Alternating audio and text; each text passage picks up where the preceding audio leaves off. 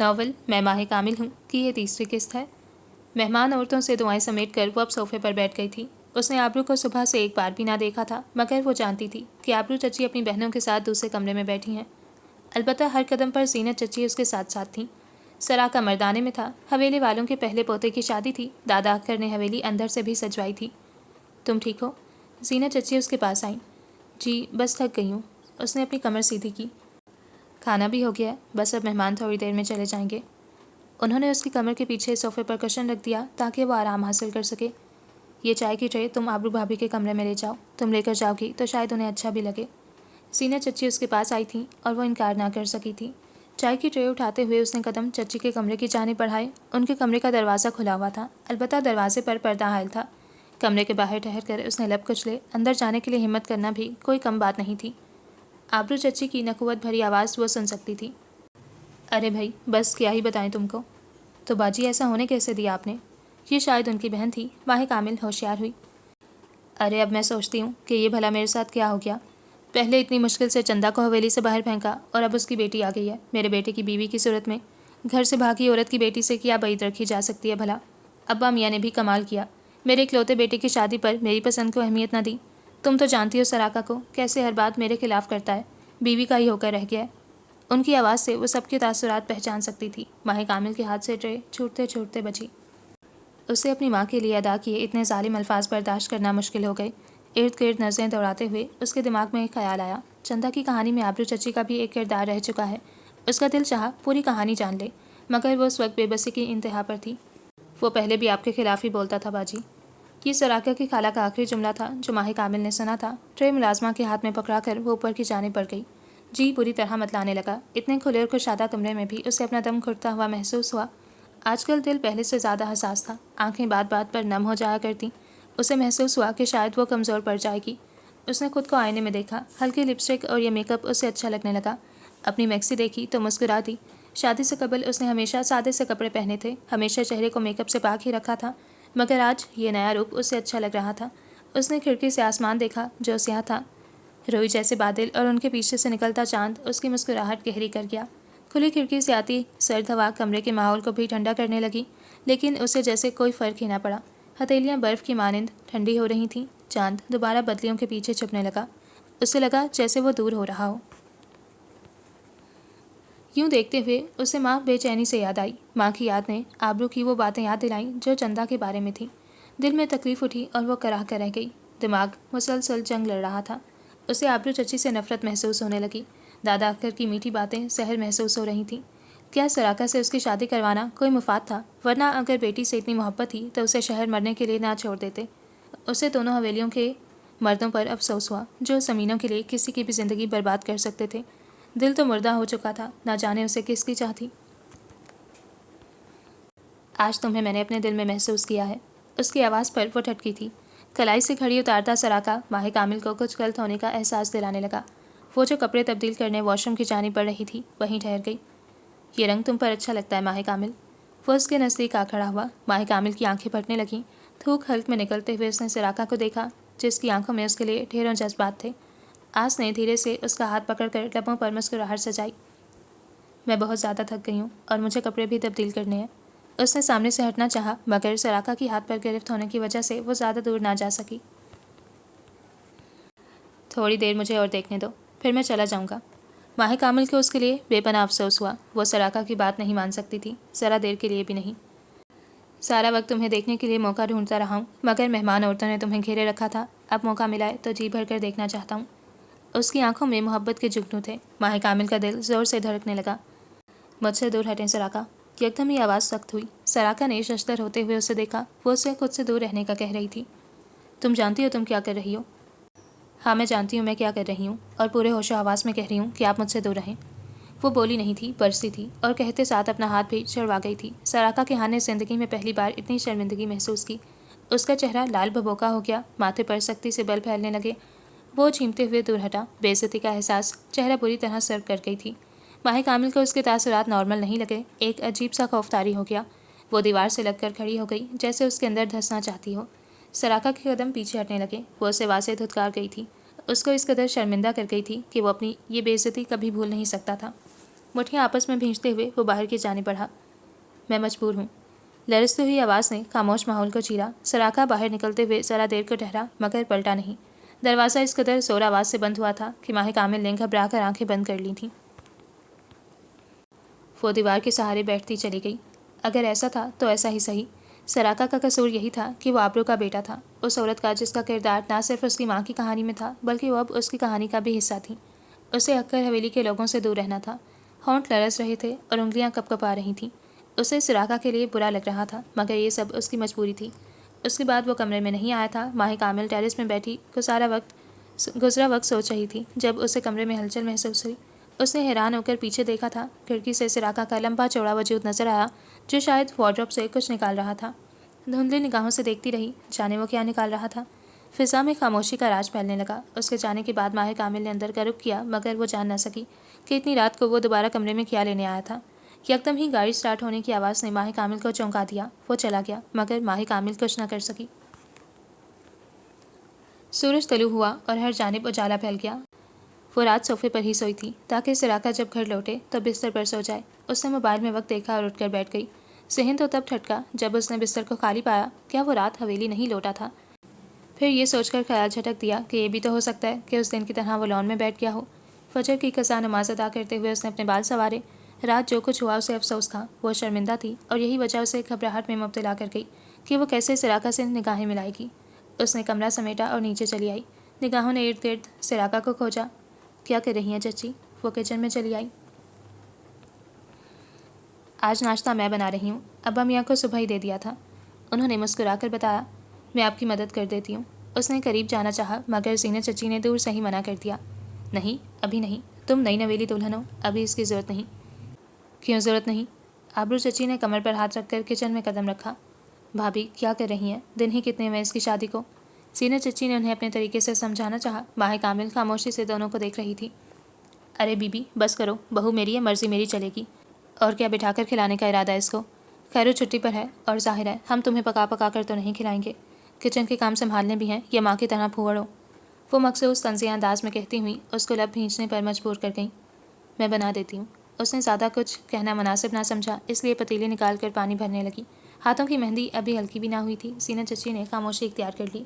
चाय चढ़ाते हुए उसने गूंदा हुआ आटा निकाला। जैसी माँ वैसी बेटी। भला उनकी ज़ुबान रोकने वाला भी आज तक पैदा हुआ था? माहिर कामिल उनके अल्फाजों पर ठहर गई। कोई इतना कड़वा कैसे बोल सकता है? उसने नाश्ता बनाने का आगाज़ किया। दिमाग इस कदर सुन था कि कई बार चूल्हे से हाथ जला, मगर वो सिर्फ कराह कर रह गई। यकदम ही जीनत चची को कुछ याद आया। तुमने बताया नहीं माहिर कामिल। क्या? फोलची सराका शहर कैसे चला गया? हालांकि उसने अब्बा मियाँ से वादा किया था कि 1 हफ्ते तक शहर जाने का जिक्र भी नहीं करेगा। उनकी आंखें हैरत से पूरी खुली हुई थीं। माहिर कामिल जहाँ की तहाँ रह गई। वो उसे छोड़कर गुस्से में शहर चला गया था। सराका उसे यहाँ तन्हा कर गया था। माहिर कामिल एक बार फिर शर्मिंदगी के घड़े में गिर गई। मैंने उन्हें जाते नहीं देखा, वो गंग कैफियत में सच बोल गई। जीनत चच्ची उसका चेहरा देखती नहीं। हम भी कल ताखिर से सोए थे, हमने क्यों नहीं जाते देखा? वो शायद काफ़ी रात को निकले थे, मुझे इल्म नहीं था कि यूँ शहर जा रहे हैं। मैं नहीं जानती चच्ची। उसके बाद माहिर कामिल से कोई काम ठीक से हो ही ना सका। वो उसे हवेली में तन्हा कर गया था, उसे अपनी माँ के पास छोड़ गया था। मगर हाँ, उसका गुस्सा भी जायज़ था। चच्ची जान गई थी कि दोनों के दरमियान मामला दुरुस्त नहीं, वरना एक बीवी को अपने शोहर का क्यों नहीं मालूम होता। वो मज़ीद कहती भी तो क्या कहती, खामोशी रही। इसी हफ्ते की किसी तारीख में तुम्हारा वलीमा है और तुम शहर चले आए। जहांदार गुस्से में नज़र आ रहा था। कोई फ़र्क नहीं पड़ता। घड़ी 10 बजा रही थी और वो ऑफिस के लिए तैयार हो रहा था। तुम्हारी शादी को भी हफ्ता भी नहीं हुआ और तुम उसे अकेला कराए। अकेला नहीं किया है, हवेली में उसको देखने वाले 10 लोग मौजूद हैं। टाई बांधता हुआ वो कदरे सपाट लहजे में बोला। मैं जानता हूँ तुम दोनों के दरमियान कुछ ठीक नहीं है, मगर तुम्हें उसे यूँ छोड़कर नहीं आना चाहिए था। जहांदार ने खुद को पुरसकून किया। एक नज़र खुद को आईने में देखते हुए सराका ने अपना स्याह कोट उठाया और बाहर जाने से पहले उसके नज़दीक आया। तुम कुछ नहीं जानते जहांदार, तुम वाकई कुछ नहीं जानते। सुमानी लहजा और धीमी आवाज़। जहांदार समझ गया कि मामला संगीन है। जाने असल बात क्या थी? फिर ये कि मुझे मेरे हाल पर छोड़ दो। मैं अब सिर्फ वो करना चाहता हूँ जो मेरा दिल कह रहा है। मैं मज़ीद दादा की बात मानकर घाटे का सौदा नहीं कर सकता। वो कहते हुए बाहर निकल गया। जहांदार ने लब भींच लिए। उसने अपने फ़ोन पर आती कॉल देखी और दांत पीसते हुए मोबाइल पटक कर रह गया। ये पराठा बनाया है। आबरू ने प्लेट पूरी कुव्वत से मेज़ पर मारते हुए तोड़ी। माहिर कामिल को उनसे यूँ करने की उम्मीद न थी, इसलिए झटके से पीछे को हटी। भाभी, सीना चची ने आंखें फाड़ कर बेयकीनी से जेठानी को देखा। फ़ोन का रवैया हमेशा से जानती थी, मगर यूँ चीज़ें तोड़ना पहली बार था। तुम चुप रहो, आबरू ने नकुवत से कहा। माह कामिल मुंह में रखा लुकमा निकल न सकी। उसे अपने नाश्ते से हाथ खींचना पड़ा। चला हुआ पराठा तुम्हारा बाप खाता होगा, हम नहीं खाते। अब तुमसे तो ये भी नहीं कह सकते कि क्या माँ ने कुछ नहीं सिखाया। तुम्हारी माँ ही मर गई थी। अरे तो क्या पुप्पी ने भी ऐसे ही ब्याह दिया, किसी ने कुछ तरबियत ना की तुम्हारी। वो बरस रही थी और माह कामिल साकित निगाहों से उसका चेहरा देख रही थी। वो पराठा जला हुआ नहीं था। माह कामिल अच्छी तरह जानती थी कि उन्होंने ये सब क्यों किया है। उसका दिल पूरी तरह लर्ज़ उठा था। अब मुँह क्या देख रही हो, चाय बना दो ताकि 2 घूंट हल्क में तो उतारूं। नाश्ता तो बर्बाद कर दिया। उसे ज़बरदस्ती नाश्ते के दरमियान उठाकर उन्होंने किचन भिजवाया था। सीनत को उसके लिए इतना बुरा लगा कि वो आंखें मींच गईं। माह कामिल को पहली बार सुराका की याद आई। अगर वो होता तो आबरू चची को ऐसा ना करने देता। पलकें गीली हो गईं, मगर उसने ज़ुबान से उफ तक न कहा। ये भी जानती थी कि आबरू ये सब सिर्फ सीनत चची के सामने ही कर सकती थी, क्योंकि एक चची ही थी जिन पर उनका बस चल जाया करता था, वरना किहान चचा और दादा अक्कर देख लेते तो शामत आ जाती। भूख सिरे से मिट गई थी। अब ना कुछ खाने में दिल था और ना लोगों के दरमियान बैठने में। एक बार गया तो लौट कर ना आया। 1 हफ्ता बीत गया। उसने जुमे की रात सराका के लौटने का इंतज़ार भी किया। वो पुरयकीन थी कि वो ज़रूर आएगा, मगर उम्मीद भी सिर्फ उम्मीद ही रही। हाँ, वो आता भी क्यों। माह कामिल ने जो किया वो अपनी बेइज्जती भूल ना सका होगा। उसकी डायरी भी वहाँ मौजूद नहीं थी जहाँ उसने सराका से लेकर रखी थी। ये पूरा हफ्ता उसका आबरू का रवैया सहते हुए बीत गया। लेकिन हाँ, सराका की नामौजूदगी में वो सीना चच्ची के साथ अपनी माँ के कमरे में ज़रूर गई थी। मैं तुम्हें एल्बम भी दिखाऊंगी, क्योंकि ये कमरा किसी के इस्तेमाल में नहीं है, इसलिए हमने ख़ानदान की तस्वीरों का एल्बम चंदा के कमरे में ही रख दिया था। सीना चच्ची की आवाज़ पर वो मुस्कुराई। क्या मैं अगली बार यहाँ पर खुद से भी आ सकती हूँ? ये कमरा बाकी कमरों से काफ़ी कुशादा था। बिस्तर पर साफ़ सुथरी बेडशीट से उसने ये अंदाज़ा लगा लिया था कि उस कमरे की सफाई हर दूसरे रोज़ हुआ करती है। नहीं, किसी को नहीं मालूम कि हम चंदा के कमरे में हैं, वरना मेरी खैर नहीं होगी। अच्छा यह है कि चंदा का कमरा दूसरी मंजिल पर सुराखा और जहानदार के साथ है, और इस मंजिल पर ना किहान भाई रहते हैं और ना दादा अख्तर। तुम खुद से कभी मत आना, मैं ही मौका बना कर ले आऊँगी। उन्होंने दरवाज़ा खोलकर इर्द गिर्द निगाह डाली कि कोई ऊपर तो नहीं आ गया। ये कमरा इस्तेमाल क्यों नहीं किया गया? हवेली वाले ये कमरा सुराखा को भी दे सकते थे, या जहानदार भाई को। चंदा हवेली वालों की चहीती थी माह कामिल। ना दादा अख्तर भुला पाए, ना किहान भाई। मुझे याद है जब इत्तला मिली थी कि चंदा को बेटी हुई है तो किहान भाई और फैज़ान बहुत बेताब हो गए थे। हवेली वाले 2 दिन तक एक दूसरे से कुछ ना बोले। चंदा बहुत खुश नसीब थी। उसके बाप भाइयों ने उससे बेपनाह मोहब्बत की। वो पुराने दिनों में ही खो गई थी। कहाँ की खुश नसीब चची। अगर इतनी मोहब्बत ही थी तो उससे क्यों कहा गया कि अपनी खुशियों से पीछे हट जाए? क्या हवेली वालों के लिए निकाह एक छोटी बात है? मुझे समझ नहीं आता कि ज़मीनें बेटियों से ज़्यादा अहमियत रखती हैं कि बेटी चली जाए मगर ज़मीन ना जाए। उसको माँ की कसरत से याद आई। सीना चची लम्हे भर को खामोश हुई। वो ज़मीन फैज़ान के दादा जहांगीर की थी। उनके इंतकाल के बाद ज़मीनों का बंटवारा हुआ तो ये ज़मीन बच गई। फिर सालों बाद ख्याल आया और दादा अकबर ने चाहा कि वो ज़मीन उनको मिल जाए, और यहाँ दादा अकबर ने कहा कि बड़े होने के नाते वो हिस्सा उनके पास आना चाहिए। सालों नाराज़गी रहती है, और 10 सालों में एक बार जब एक भाई को दूसरे भाई की याद आती है तो ज़मीन का मामला वक्ती तौर पर दबाकर दोस्ती का हाथ बढ़ाता है। दोनों भाई अपने रिश्ते को मजबूत करने के लिए अपने लड़कों या लड़कियों का रिश्ता एक दूसरे से जोड़ लेते हैं। हर किसी को यकीन दिलाया जाता है कि अब ये दोस्ती दुश्मनी में नहीं बदलेगी, मगर ठीक चंद माह बाद ज़मीनों पर फसादात का आगाज़ हो जाता है और रंजिशें बढ़ने लगती हैं। ऐसे में मुकम्मल रिश्ता तोड़ने के लिए वो अपने बेटों और पोतों को दूसरी हवेली वालों की लड़की को तलाक देने का कहते हैं। लड़कियों को भी जोर दिया जाता है कि अपने शोहरों से तलाक मांगें। उनके जज्बात के साथ खेला जाता है। माह कामिल, तुम्हारे फैज़ान मामू को अल्लाह बख्शे, मगर उनके साथ भी कुछ यही हुआ था। नीलोफर से रिश्ता जोड़ा गया और मंगनी की अंगूठी ज़बरदस्ती पहनवाई गई। मुझे फैज़ान ने बाद में खुद ही बताया था कि वो नीलोफर को मंगनी के बाद चाहने लगे थे। नीलो की नीली आंखें उन्हें जब अच्छी लगने लगीं तब ज़मीनों पर झगड़े बढ़ गए और उनकी मंगनी तोड़ दी गई। वो हल्का सा मुस्कुराई। माह कामिल ने उनके चेहरे पर उदासी देखी। नीली के जिक्र पर वो चौंक से गई, यानी नीली भी ये सब भुगत चुकी थी। क्या फैज़ान चाचू ने आपको खुद बताया? उसे हैरत हुई। हमारी शादी उनकी मंगनी टूटने के 2 साल बाद हुई। मैं फैज़ान की खाला की बेटी हूँ। उन्होंने ये सब मुझे तब बताया जब उन्हें मैं बीवी के रूप में अच्छी लगी। मैंने उनकी बात का कभी बुरा नहीं माना, क्योंकि मैं जानती थी कि मासी तो फिर मासी होता है। अब मैं उनकी बीवी थी जिससे वो मोहब्बत करने लगे थे। उनको बिछड़ भी कई साल बीत गए माह कामिल। उन्होंने मेरे साथ हमेशा बेहतरीन मामलात रखे। अब दुआ करती हूँ कि उनसे जन्नत में मिलूँ। आंखें नम हो गईं। इंशाल्लाह। उसने उनकी कमर थपथपाई और घूमकर कमरा देखने लगी। चंदा के साथ भी यही हुआ, और जानती है उसका गुनाह क्या था? उसने आवाज़ उठाई, और जब उसकी आवाज़ को दबाने की कोशिश की गई तो वह शादाब के साथ शहर की जानिब निकल गई। वो दोनों किसी सूरत एक दूसरे से जुदा होने के लिए राज़ी न थे। चंदा मुझसे कहती थी कि भाभी मेरे लिए दुआ करें कि या तो अल्लाह हवेली वालों के दिल नरम कर दे या फिर मेरा दिल सुकून से भर दे। मैं कहती थी चंदा कोई गलत कदम ना उठाना, तेरे भाई बाप सब बर्दाश्त कर लेंगे मगर यूँ बगावत नहीं। वो कहती थी कि मुझे इतना हक नहीं है कि मैं अपनी अज़दवाजी ज़िंदगी का फ़ैसला खुद कर सकूं। शादाब उसे तलाक नहीं देना चाहता था और ना चंदा ऐसा चाहती थी। ये उनका हक था चच्ची। कोई कौन होता है जो एक मियाँ बीवी के दरमियान उनके रिश्ते में दरार डाले। उससे पहले तो बाप के नाम पर हंसी आई जो बीवी से मोहब्बत के दावेदार थे। फैज़ान कुछ पुरसकून थे कि चलो वो शादाब के साथ है, और चंद सालों बाद जब ये खबर मिली कि शादाब अपने बाप भाइयों के ज़ोर पर दोबारा हवेली लौट आया है तो गोया सबके सीनों में आग भड़क उठी। उनकी बहन को अच्छी ज़िंदगी की उम्मीद दिलाकर जो शख्स उसके भाइयों से जुदा करके ले गया था उसने भी वफा ना निभाई। ये भी बड़ा सदमा था माह कामिल जो दोनों भाइयों और अब्बा मियाँ ने गुजारा। जब उनके शौहर ने उन्हें तन्हा कर दिया तो हवेली वालों ने क्यों ना पूछा। वो उसके सर पर हाथ भी तो रख सकते थे, भले साथ ना लाते, उसे अपनी मौजूदगी का एहसास तो दिलाते। कैसे भाई थे जिन्होंने बहन का चेहरा भी देखना गवारा ना किया। उसको मौत ने नहीं मारा, ज़िंदगी ने मार दिया, अपनों ने मार दिया। उसके बच्चों के सर पर भी हाथ ना रखा। मेरे बाप ने मेरी 24 साल ज़िंदगी में सिर्फ एक बार हम पर रहम खाया, हमें अकबर हवेली में पनाह देकर। अकबर दादा ने तो चेहरा देखने से ही इनकार कर दिया था। बेटी से इतनी नफरत हो गई थी कि उसकी औलादों को भी देखना ना चाहा। सालों बाद कैसे बेटी का ख्याल आ गया कि उसकी बेटी का रिश्ता मांगने आ गए। उसका तल्ख लहजा सीना चच्ची से छुपा नहीं था। आंखों में आंसू आ गए। वो जब भी माँ को सोचती चंदा का वही तकलीफ़ दे ढलता चेहरा ख्यालों में आता और वो असियत का शिकार होती। सीना चच्ची लाजवाब हुई। हाँ वो ठीक ही तो कहती थी। चंदा तो दादा अख्तर और अपने भाइयों का खून थी। किसी दूसरे ने जो किया सो किया। अख्तर हवेली ने क्यों ना पूछा। वो सुर्ख आंखों पर उंगली की पोरों से आंसू साफ करती बाहर की जानिब बढ़ गई। आज के लिए इतनी तकलीफ़ काफ़ी थी। लैपटॉप पर कुछ लिखते हुए उसने दूर दीवार पर लगा कैलेंडर देखा। आज इतने महीनों बाद वो हफ्ते के रोज़ भी ऑफिस में था, हालांकि हमेशा जुमे की रात को शहर के लिए निकल जाया करता था। दिल में अजीब सी बेचैनी फैलने लगी तो उसने हाथ रोककर कुर्सी की पुश्त पर कमर टिकाई। ये पूरा हफ्ता उसके लिए लबों पर ज़रा भी मुस्कुराहट ना उभरी थी। दादा अख्तर के लातादाद फ़ोन कॉल्स को वो झुठला चुका था। जहांदार ने भी अब कुछ कहना छोड़ दिया था। वो जानता था कि उसकी माँ का सलूक उसकी बीवी के साथ आम नहीं होगा। उस पर रोज़ अपना गुस्सा निकालती होंगी और रोज़ खुद को तस्कीन पहुँचाती रही होंगी। उस रोज़ के बाद दिल इतना उचाट हुआ था कि दोबारा जाने का दिल ही ना किया। उसने अपनी दराज खोलकर एक किताब निकाली और बहुत गौर से देखने लगा। ये किताब एक राज थी और उसे वो राज भी जानना था।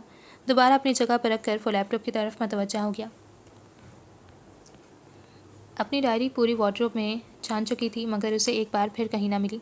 वो सोचने लगी कि उस दिन मज़ीद क्या किया हुआ था, मगर कुछ याद ना आया तो उसने सिराका को कुछ सोच कर कॉल ही मिला ली। हर बेल पर दिल बहुत ज़ोर से धड़क रहा था। अगर डायरी ज़रूरी ना होती तो वो कभी यूं कॉल ना करती। यकदम ही कॉल उठा ली गई। हेलो। भारी खुरदरी आवाज़ उभरी तो माह कामिल को हल्क में कांटे चुभते महसूस हुए। कैसे हैं? वो हड़बड़ी से पूछ बैठी। दूसरी जानिब लंबी खामोशी छा गई। वो खुद को डांट पड़ने का इंतज़ार करने लगी। क्या फ़र्क पड़ता है? लहजा ज़ुमानी था। मीटिंग का आगाज़ होने वाला है, कहो क्यों कॉल की? वो सीधा मुद्दे पे आया। वो मुझे डायरी का पूछना था। उसने लब भींच लिए। डायरी का? मेरी डायरी उस दिन आपसे लेकर मैंने वार्डरोब में रखी थी, उसके बाद से नहीं मिल रही। लहजा परेशान कुन था। वो अपनी डायरी के लिए बेहद हसास थी। अपनी डायरी का ध्यान रखना तुम्हारी जिम्मेदारी है, मेरी नहीं। उसकी आवाज़ खुरदरी हुई। माह कामिल का चेहरा साकित हुआ। वो उससे कितने रूखे अंदाज में बात कर रहा था। हाँ वो और करता भी क्या, माह कामिल ने उसका मिजाज खुद ख़राब किया था। वो कॉल रख चुका था और माह कामिल को बेजा शर्मिंदगी महसूस हुई थी। वो वहीं बैठकर उसके रवैये को सोचने लगी। शादी के बाद आज से पहले उसने कभी माह कामिल से यूं बात ना की थी। गहरी सांस भरकर वो सर झुका गई। 3 दिन मज़ीद बीत गए। आज उसने दादा अख्तर से इजाज़त लेकर अकबर हवेली जाने का इरादा किया। चूँकि शादी के बाद पहली बार मेके जा रही थी इसलिए ज़ीनत चच्ची ने उसे ज़बरदस्ती मेकअप करवाया। बदर आलम से मिलने की बेचैनी पहले से ज़्यादा थी। अकबर हवेली में दाखिल होते हुए जो अल्फाज उसने सुने थे वो बदर आलम था। हाँ उसका भाई जिससे वो कभी 2 घंटे दूर न रही थी, आज शादी के पूरे 1.5 हफ्ते बाद आ रही थी। बदर कहाँ है? उसने सलीम से बेताबी से पूछा। कमरे में है, आता ही होगा। सलीम का लहजा उसे कुछ मुनफरिद मालूम हुआ, घबराया हुआ। वो उससे बात करते हुए बार बार पेशानी खुजा रहा था। मुझे उससे मिलना है। उसने आगे बढ़ना चाहा जब सलीम तेज़ी से रास्ते में हाइल हुआ। वो आता ही होगा कामिल, तब तक तुम अकबर दादा से मिलाओ। माह कामिल को लगा जैसे उसे रोका जा रहा हो। वो भवें आपस में मिलाती उसे गौर से देखने लगी। सलीम, मेरा रास्ता मत रोको। मैंने ये दिन उसके बगैर बहुत मुश्किल से गुजारे हैं। सपाट लहजे में कहती हुई वो उसके बराबर से होती हुई अंदर बढ़ गई। मारे गए। वो तेज़ी से माह कामिल के पीछे दौड़ा। کمرے میں اتنا اندھیرا تھا کہ ماہ کامل کو لائٹ جلانی پڑی۔ بستر پر لیٹے اس کمزور وجود کو ذرا بھی فرق نہ پڑا۔ بدر، لب ہلے۔ وہ چلتے ہوئے اس کے بہت پاس آ گئی۔ اس کی آواز نے جیسے اس وجود میں روح پھونک دی۔ بدن میں ہلچل ہوئی اور وہ اس کی جانب کروٹ لے کر دیکھنے لگا۔ آنکھیں حیرت اور بے یقینی سے کھلی ہوئی تھیں، آنکھوں کے گرد ہلکے تھے اور چہرہ زرد ہو چکا تھا۔ ماہ کامل کی آنکھیں اس کی حالت دیکھتے ہوئے پھٹ سی گئیں۔ وہ تیزی سے اٹھ کر بھاگتے ہوئے اس کے پاس آنا چاہتا تھا، مگر راستے میں ہی اس کی آنکھوں کے آگے اندھیرا چھا گیا۔ وہ لڑکھڑا کر نیچے گرا اور اس کے یوں گرنے پر ماہ کامل چیختی ہوئی اس کی طرف بڑھی۔ بدر عالم کا پورا بدن تیز بخار میں تپ رہا تھا۔ سلیم پیچھے سے اندر داخل ہوا۔ تم ٹھیک ہو بدر؟ وہ خود حیرانی کی کیفیت میں مبتلا ہوا۔ مجھے کیوں نہیں بتایا؟ تاثرات خطرناک حد تک بگڑ چکے تھے۔ ہم تمہیں پریشان نہیں کرنا چاہتے تھے۔ وہ اسی وقت سے ڈر کر تو دادا اکبر سے کہتا تھا کہ انہیں ماہ کامل کو بدر عالم کی طبیعت کا بتا دینا چاہیے، مگر دادا اکبر نے اسے سختی سے منع کر دیا تھا۔ مجھے پریشان نہیں کرنا چاہتے تھے؟ وہ چیخی۔ سلیم کو سانپ سونگھ گیا۔ میرے بھائی کے ساتھ تم لوگوں نے کیا کیا ہے؟ بدر عالم کے چہرے کو تھپکتے اس نے سختی سے پوچھا۔ کیسی باتیں کر رہی ہو کامل؟ ہم نے اسے سنبھالنے کی بہت کوشش کی ہے۔ بدر، پلیز اٹھ جاؤ۔ اس کی آواز بھیگنے لگی۔ وہ گال مسلسل تھپ تھپا رہی تھی۔ بدر نے آدھ کھلی آنکھوں سے اسے دیکھا اور پھر آنکھیں موند لیں۔ اس کے چیخنے پر جہاں نیلی اندر آئی وہیں شاداب بھی دوڑے چلے آئے۔ کیا ہو رہا ہے؟ انہوں نے داخل ہوتے ساتھ پوچھا، مگر جب نگاہ بدر عالم پر پڑی تو دل سکڑنے لگا۔ بدر، میرے بچے۔ وہ تکلیف سے بڑھے تھے جب ماہ کامل بدر عالم کے نڈھال وجود کو لے کر فرش پر پیچھے کو ہٹی۔ اس سے دور رہیں، کہتے ہوئے اس نے بمشکل اسے بستر پر لٹایا۔ ماں، مجھے اسے دیکھنے دو۔ انہوں نے نزدیک آنا چاہا جب ماہ کامل اس کے راستے میں حائل ہوئی۔ مجھے آپ پر شرمندگی محسوس ہوتی ہے۔ آنکھیں نم تھیں مگر اب بھی وہ چیخ رہی تھی۔ نہ آپ ایک اچھے شوہر بن سکے اور نہ باپ۔ آواز گونج رہی تھی۔ شاداب ساکت کھڑے رہے۔ آج تک آپ نے ہمارے لیے کیا کیا یہ بتا سکتے ہیں؟ میں نے، شاداب کا رنگ سفید پڑنے لگا، میں نے تم لوگوں سے محبت کی ہے ماں۔ آنکھیں نم ہو گئیں۔ محبت سے کیا سارے غم بھلائے جا سکتے ہیں؟ محبت ہوتی تو اولاد کو چھوڑ کر بڑے قدم اٹھاتے۔ آپ نے ہمیشہ ہمیں تنہا چھوڑا، ہمیں رسوا ہی کیا۔ کیا یوں کہنے سے محبت ہو جاتی ہے؟ جن سے محبت ہو ان کو یقین دلایا جاتا ہے، اور آپ کیا جانیں کہ یقین دلانا کسے کہتے ہیں؟ جو ایک عورت کو 2 بچے تھما کر اسے تنہا کر گیا، اس شخص کو کوئی حق نہیں ہے کہ وہ محبت کی باتیں کرے۔ آنکھیں سرخ ہونے لگیں۔ اس شور سے جانان سہم کر آئی۔ ماں، وہ لرز اٹھے۔ تمہیں اپنے باپ سے اتنی نفرت ہے؟ ہونٹ کپ کپانے لگے۔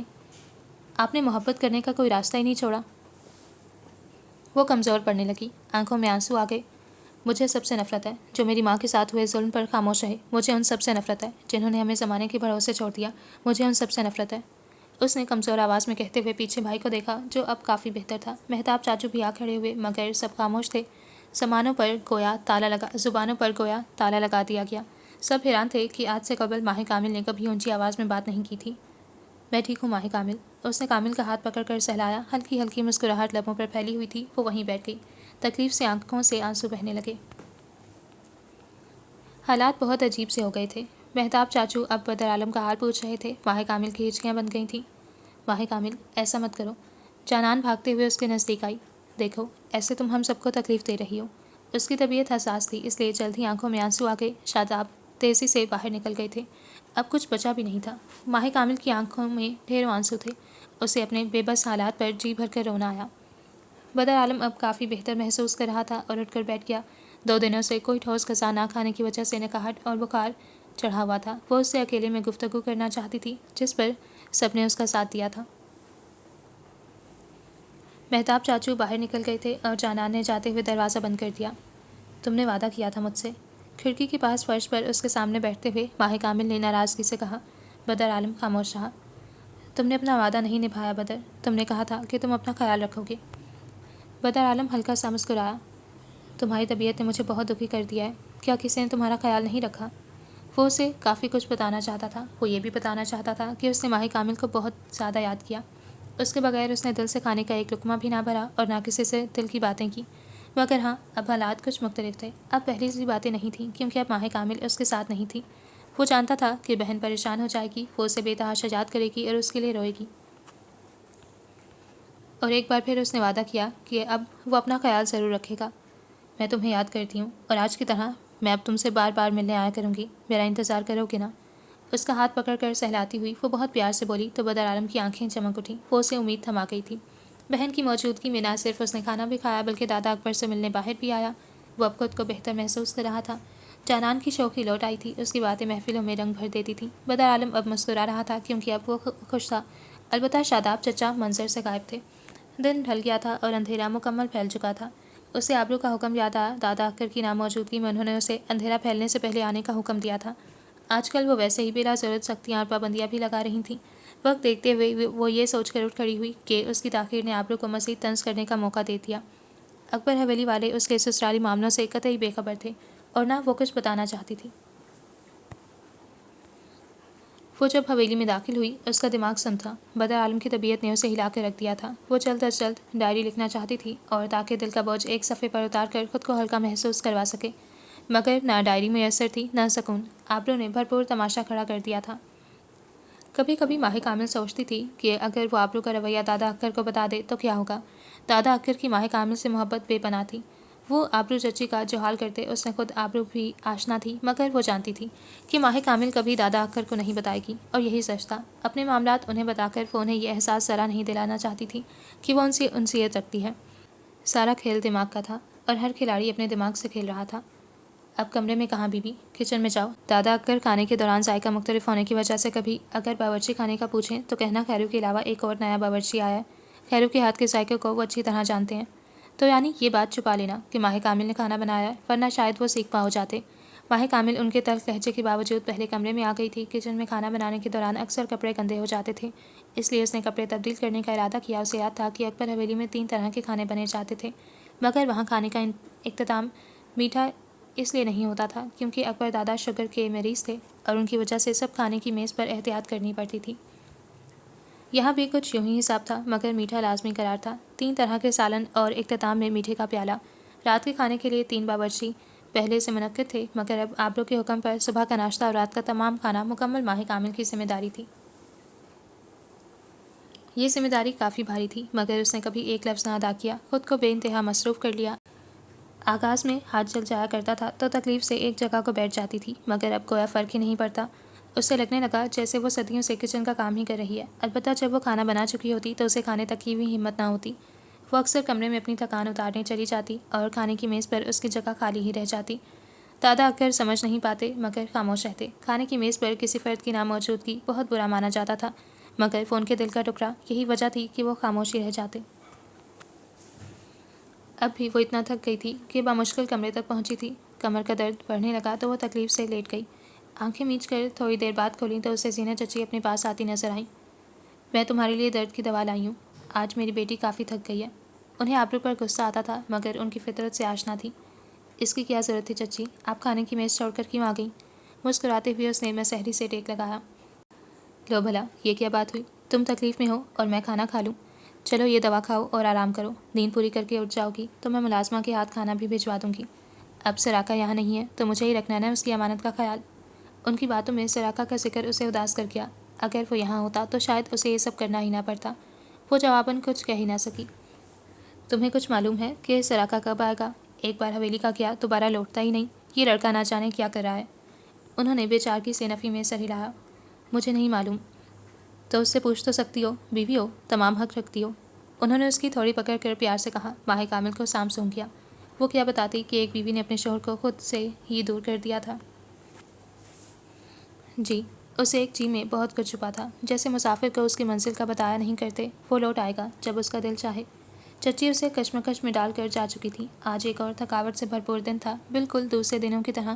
اس نے امید ہی چھوڑ دی تھی کہ وہ لوٹ آئے گا، یوں محسوس ہوتا تھا کہ صدیاں بیت گئی ہیں۔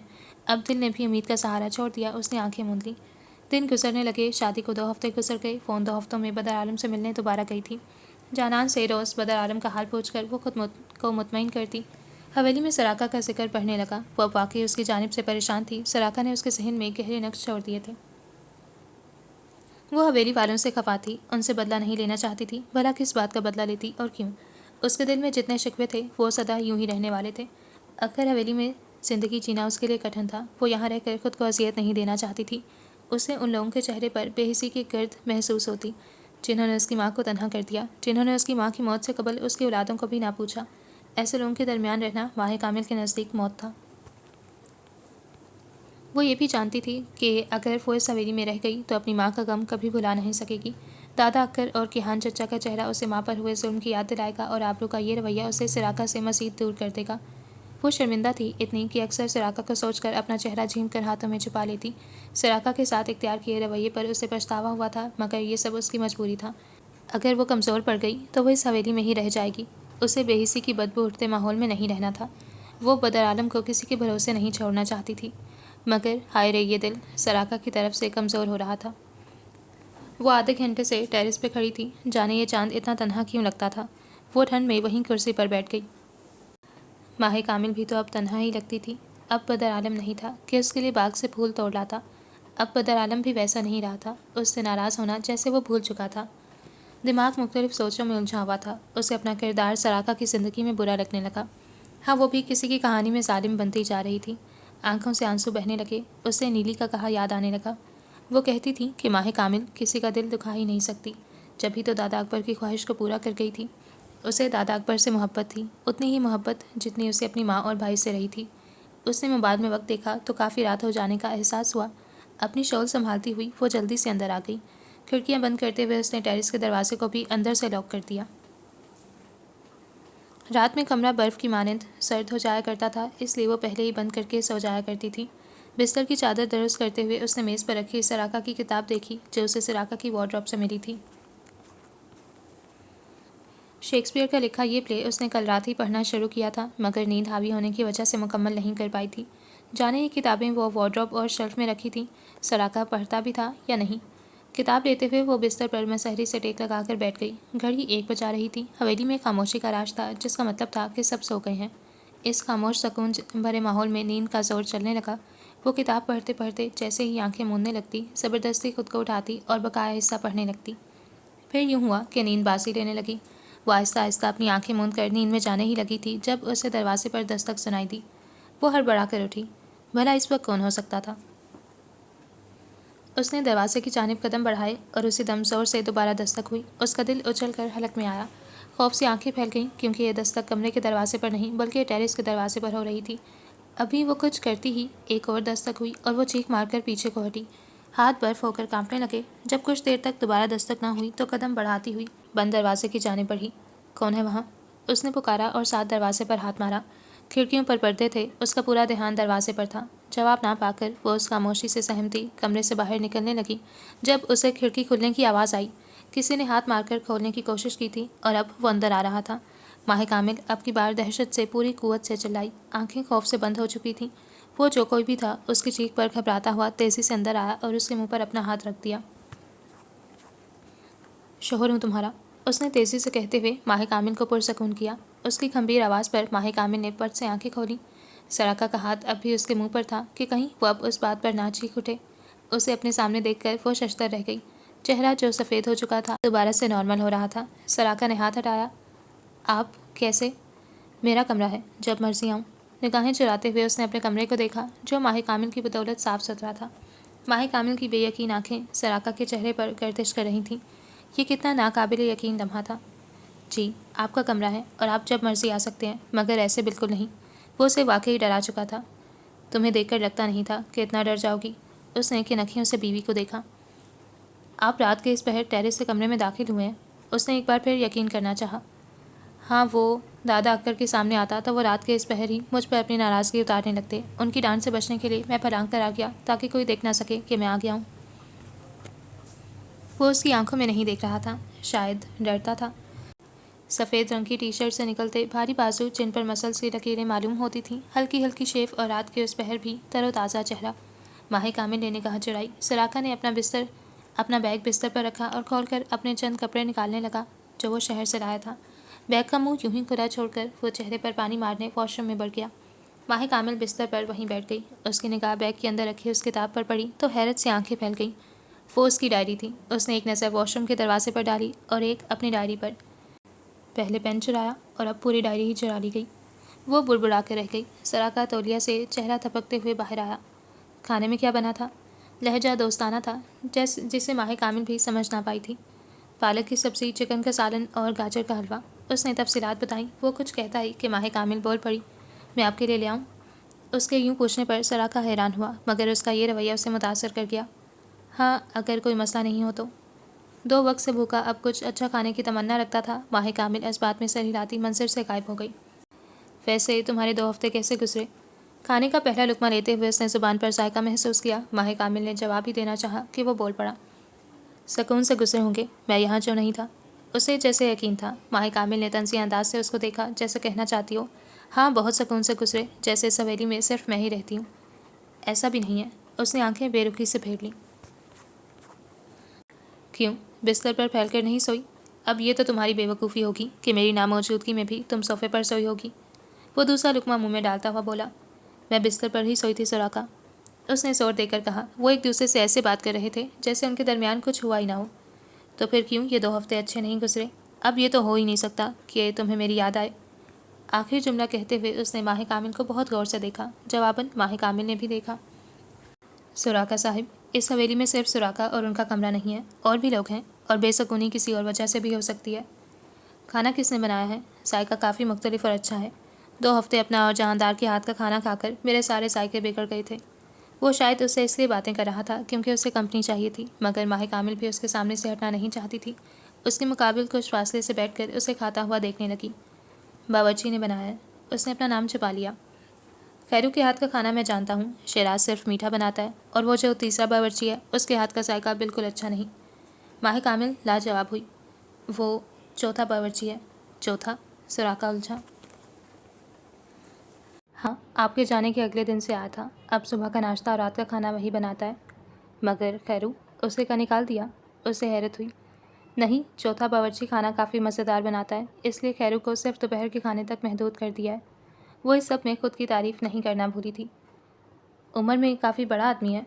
नहीं, लड़की है। उसने इस बार सराका को हैरान करने की कोई कसर ना छोड़ी। दूसरे ही लम्हे उसके लबों पर मुस्कुराहट फैल गई। वो सोचने लगा कि भला दादा आकर एक लड़की बावर्चन को रखने पर कैसे आमादा हो गए, जबकि माह कामिल उसकी मुस्कुराहट पर किसी और अंदाज से सोचने लगी। कोई देखे ज़रा, लड़की के नाम पर कितना खुश होता है ये बंदा। उसकी लड़की होने पर खुश हैं? उसने धीमी आवाज़ में पूछा तो सिराका बौखलाया। क्या वो वाकई ऐसा सोचती थी? तुम्हें क्या फ़र्क पड़ता है, बल्कि तुम्हें तो अच्छा लगना चाहिए। ऐसे तुम्हारी जान छूट जाएगी मुझसे। वो हंस पड़ा, मगर उसकी हंसी माह कामिल को अंदर तक राग कर गई। वो कभी नहीं मान सकती थी कि उसने सिराका को काफ़ी याद किया, और अब सिराका का दिल खोलकर हंसने का मन चाहा। भला वो कैसे सोच सकती थी कि सिराका हवेली की नई लड़की की मौजूदगी पर मुस्कुराएगा। हालांकि अगर वो दिल फेंक होता तो शहर में दिल लगा लेता। मैंने आपको कॉल की थी और अपनी डायरी का पूछा था। उसने याद दहानी करवाई। हाँ, और मैंने कह दिया था कि उसका ध्यान रखना तुम्हारी जिम्मेदारी है। पानी का ग्लास लबों से लगाते हुए वो तहम्मुल मिजाजी से बोला, कैसे रखती ध्यान? डायरी जो आप ले गए थे उस रात तो बड़े नाराज़ हो रहे थे, मगर डायरी शहर ले जाना नहीं भूले। माह कामिल ने हल्का सा उसे घूरा तो वो चौंक कर हंस दिया। चलो, इसी बहाने तुमने मेरा इंतज़ार तो किया होगा माही। वो उस माही लफ्ज़ पर ठहर गई। क्या उसने ये नाम उसकी डायरी में पढ़ा था? हाँ, उसकी माही तो थी जो उसे उस नाम से पुकारा करती थी। क्या मिला उस डायरी को पढ़कर? मैंने कहा था ना कि उसमें कुछ मज़ेदार नहीं। वो बस मेरी ज़िंदगी की कहानी है, और सच कहूँ तो उसमें इतनी तकलीफ़ें हैं कि कोई चाहकर भी पूरी किताब नहीं पढ़ पाएगा। लहजा हल्का फुल्का बरहम था। उसकी बात गौर से सुनता हुआ वो तेज़ी से उसकी बात काट गया। मैंने पूरी पढ़ी, मतलब दिसंबर तक। शादी से पहले तुमने जब आखिरी बार लिखा, बस वहाँ तक। और सच कहूँ तो तुम्हारे अल्फाजों ने मुझे पूरी किताब पढ़ने पर मजबूर किया है। ये भी बता दूँ कि उसे आगे भी पढ़ने का इरादा रखता हूँ। मैं एक बहुत अच्छा कारी हूँ बाखुदा। ये अधूरी किताब मैंने पहले ही पढ़ ली थी, मगर अब चाहता हूँ कि तुम इस अधूरी कहानी को पूरा करो और मैं साथ साथ पढ़ता रहूँ। इसीलिए तो यहाँ आ गया। माह कामिल साकित रह गई थी। क्या वाकई उसे किताब मज़ेदार मालूम हुई थी? क्या वाकई वो हवेली उस किताब की वजह से आया था, ताकि माह कामिल उसे आगे लिख सके? तुम मुझे डांट नहीं सकती क्योंकि तुम भी किताब चोर हो। मेरी वार्डरोब से मेरी कलेक्शन निकाल कर पढ़ रही हो। उसने शेक्सपियर का प्ले हैमलेट देखा। माह कामिल ने निगाहें चुराई। वो उठकर खाने की खाली बर्तन ट्रे में समेटता हुआ सिंगार मेज़ पर रखकर वॉशरूम से हाथ धोआया। क्या तुम अपनी किताब में अब मेरे बारे में भी लिखोगी? मतलब कम से कम मेरा जिक्र तो होगा। उसकी घूरती आंखें सिराका खुद पर महसूस कर सकता था। हो सकता है आपका जिक्र अच्छे अल्फाजों में ना करूं, फिर आपका दिल भी दुख सकता है। उसकी बात पर वो ठहर कर हंसा। सिंघार मेज़ के सामने खड़े होकर तौलिए से हाथ साफ करते हुए उसने आईने के अक्स में बीवी को देखा। तुम जैसा भी लिखोगी मैं ज़रूर पढ़ूंगा, बस मेरे नए नक्श मत बिगाड़ना। लिख देना कि जब लड़का गुस्सा करता है तो क्यूट लगता है, और हाथ पकड़ता है तो अपना लगता है। कुछ मेरे मसल्स के बारे में भी लिख देना, जो मेरे 4 साल की मेहनत है। कह देना हैंडसम भी है। ये भी लिखना कि उसकी बीवी बड़ी जालिम है, 2 ہفتے اس سے دور رہا مگر کال کر کے بھی صرف اپنی ڈائری کا پوچھتی رہی، یہ نہیں پوچھتی کہ حویلی کب آؤ گے۔ وہ انجوائے کر رہا تھا اور ماہ کامل اسے دیکھ کر سوچ رہی تھی کہ وہ اس کی امیدوں سے بھی زیادہ بولتا ہے۔ میں نے آپ کا حال پوچھا تھا، اس نے جلدی سے یاد دلایا۔ بہت احسان ہے آپ کا ہم پر۔ وہ خود ہی گھوم کر اس کے پاس آیا۔ اسے دیکھ کر لگتا نہیں تھا کہ وہ سوئے گا مگر ماہ کامل کی رات ہو چکی تھی۔ اس نے گھڑی میں 3 بجتا دیکھ کر حیرت سے منہ کھولا، اتنی تاخیر سے سوئے گی تو صبح جلدی نہیں اٹھ سکے گی۔ مجھے اب نیند آ رہی ہے۔ اپنی رضائی نکال کر وہ صوفے پر آ گئی۔ سراقہ مبہم سا مسکرایا۔ آج پہلی بار اس نے اپنی بیوی سے اتنی باتیں کی تھیں کہ دل اب مطمئن تھا۔ کافی کا کپ لبوں سے لگاتے ہوئے اس نے لیمپ بجھا دیا تھا تاکہ وہ آرام سے سو سکے۔ ماہ کامل صوفے پر لیٹ کر اس کو دیکھنے لگی جس کی پشت ماہی کی طرف تھی، لمبی چوڑی اور کشادہ پشت۔ وہ کتنا اچھا مرد تھا۔ جانے کتنے دنوں بعد وہ پرسکون نیند لے کر بیدار ہوئی تھی۔ آج بھی فجر قضا ہو گئی تھی اور یہ سب رات تاخیر سے جاگنے کا انجام تھا۔ حلیہ درست کرتے ہوئے اس نے بالوں کا ہلکا سا جوڑا بنایا اور دوپٹہ سنبھالتی ہوئی نیچے کی جانب بڑھ گئی۔ آ جاؤ، آبرو بھابھی کے اٹھنے سے پہلے ہی ناشتہ بنا دیں۔ زینت چچی آج بھی اس کے چپکے سے مدد کرنے آئی تھیں۔ ماہ کامل محبت سے مسکرا دی۔ سراقہ آ گئے ہیں چچی، اس نے رازداری سے بتا کر انہیں خوشگوار حیرت میں مبتلا کیا۔ کیا واقعی؟ کب آیا؟ کل رات ہی آ گئے تھے۔ اس نے فریج سے گوندا ہوا آٹا نکالا۔ ہمیں پتہ کیوں نہ چلا؟ حویلی میں کسی اور کو معلوم ہے؟ نہیں چچی۔ تو پھر کیا وہ ٹیرس سے آیا تھا؟ انہوں نے کچھ سوچتے ہوئے پوچھا۔ جی، دروازے پر دستک دے رہے تھے، مجھے علم نہیں تھا اور میں بہت زیادہ ڈر گئی تھی۔ ابھی سوچ ہی رہی تھی کہ آپ کے پاس آؤں، وہ کھڑکی سے اندر آ گئے۔ گزری ہوئی رات کا یہ واقعہ سوچ کر وہ مسکرا دی۔ یقیناً اس نے ابا میاں سے چھپنے کے لیے کیا ہوگا۔ جانتی ہو، جہاندار بھی یہی کرتا ہے۔ جب ان سے کوئی کوتاہی ہو جاتی ہے تو دادا آکر سے بچنے کے لیے حویلی سے سیدھا اندر نہیں آتے، ورنہ ابا میاں کی ڈانٹ ان کے 2-4 گھنٹے تو یوں ہی ضائع کر دیتی ہے۔ انہیں دونوں پر بے جا پیار آیا۔ السلام علیکم چچی۔ یکدم ہی سراقہ کچن کے دروازے پر نمودار ہوا۔ ماہی ایک نظر اسے دیکھ کر اپنے کام میں مصروف ہو گئی۔ وعلیکم السلام۔ بالآخر لگا ہی لیا تم نے حویلی کا چکر۔ اب ابا میاں سے خیر مناؤ۔ جب سے شادی ہوئی ہے کسی سے ڈر نہیں لگتا۔ اس نے کنکھیوں سے بیوی کو دیکھا جو اسے مکمل نظر انداز کر رہی تھی۔ زینت چچی کی ہنسی ابھری۔ چچی، ایک بات تو بتائیں، وہ چوتھی باورچن کہاں ہے؟ ماہی کامل نے لب کھینچ لیے۔ اس آدمی کو کچھ یاد رہے نہ رہے، وہ باورچن یاد رہی۔ کون سی باورچن؟ انہیں حیرت ہوئی۔ حویلی میں کھانا پکانے والے ملازم سارے مرد تھے، وہی جس نے رات کھانا بنایا تھا۔ وہ ماہ کامل کو تنگ کرنا چاہتا تھا مگر وہ اندر کی بات نہیں جانتا تھا۔ چچی نے اسے جواباً گھورا۔ کچھ خوف کرو لڑکے، اپنی بیوی کو چوتھی باورچن کہہ رہے ہو؟ بیوی؟ وہ ٹھٹکا۔ کیا مطلب؟ تمہاری بیوی نے کھانا بنایا تھا، کافی ذائقہ ہے اس کے ہاتھوں میں۔ یہی وہ وقت جب ماہ کامل کے لبوں پر اس کو بے وقوف بنانے کی شاطرانہ مسکراہٹ پھیلی تھی اور سراقہ کی مسکراہٹ سمٹی تھی، یعنی اسے مہارت سے بے وقوف بنایا گیا تھا۔ اب کوئی جواب تو دینا تھا، خود کو ہارتا دیکھنا بھی کیا عذاب تھا۔ اوہ، مجھے لگا کوئی حسین سی نئی باورچن ہوگی جسے دیکھ کر میں مسکرا ہی دوں گا۔ سارا موڈ خراب کر دیا چچی۔ کامل کو دیکھتے ہی وہ اسے گھور کر رہ گیا۔ ماہ کامل کے ماتھے پر بل پھیلے وہ جانتی تھی کہ سراقہ اسے تنگ کر رہا ہے۔ اسے گھورتے ہوئے وہ اپنا وار کرتا باہر نکل گیا۔ البتہ چچی سر پکڑ کر رہ گئیں۔ اس کی باتوں کا برا مت ماننا، اس پر جہاندار کا سایہ ہو گیا ہے۔ انہوں نے اسے مطمئن کرنا چاہا جیسے وہ برا ماننے والی تھی۔ بھلا اسے کچھ کیوں محسوس ہوتا؟ کون سا سراقہ کو دیکھ کر دل مچلا کرتا تھا؟ جی چچی کہہ کر وہ اپنے کام میں مصروف ہو گئی۔ پیپ دادا اکتر کے کمرے سے آتی ان کی بڑھتی آواز پر ماہ کامل کے ہاتھ سے پراٹھوں کی پلیٹ پھسلتی پھسلتی بچی تھی۔ آفس کا کام تھا دادا، شادی کی وجہ سے پہلے اتنا حرج ہو گیا تھا اور ہم مزید نقصان برداشت نہیں کر سکتے تھے۔ آپ کو ایسا کیوں لگتا ہے کہ میں یہاں سے غصے میں گیا تھا؟ وہ اپنی بات سمجھا کر تھک چکا تھا مگر وہ بھی اس کے باپ کے باپ تھے۔ ولیمہ تمہارا باپ کرے گا؟ اکبر کے سامنے مجھے کتنا شرمندہ ہونا پڑا ہے۔ انہیں اس پر بے جا غصہ تھا۔ انہیں میری مصروفیات بتا کر مطمئن کر دیجیے گا، اور ولیمے کا کیا ہے، اب کر لیں گے۔ ناہنجار لڑکا کیوں نہیں آیا؟ اس ناہنجار کا صحیح نام جہاندار ہے دادا، میں نہیں جانتا۔ وہ کہہ رہا تھا جانان دوبارہ ہاسٹل آ گئی ہے، اس سے ملاقات کر کے آئے گا۔ مؤدب انداز میں کھڑے رہتے ہوئے اس نے لب بھینچ کر بتایا۔ ایک تو یہ جہاندار ہمیشہ اس کو پھنسواتا تھا، عشق کا بھوت چڑھا ہوا اس پر۔ انہوں نے میز پر ہاتھ مارا۔ بیوی ہے اس کی دادا جی، اب اس کا خیال جہاندار ہی کی ذمہ داری ہے، اور آپ جانتے ہیں کہ وہ اپنی بیوی کے معاملے میں کسی کی کچھ نہیں سنتا۔ لہجہ اکتایا ہوا تھا۔ ایک بار اسے بھی آ جانے دو۔ آپ ناشتے کی میز پر نہیں آ رہے؟ اس نے پلٹتے پوچھا۔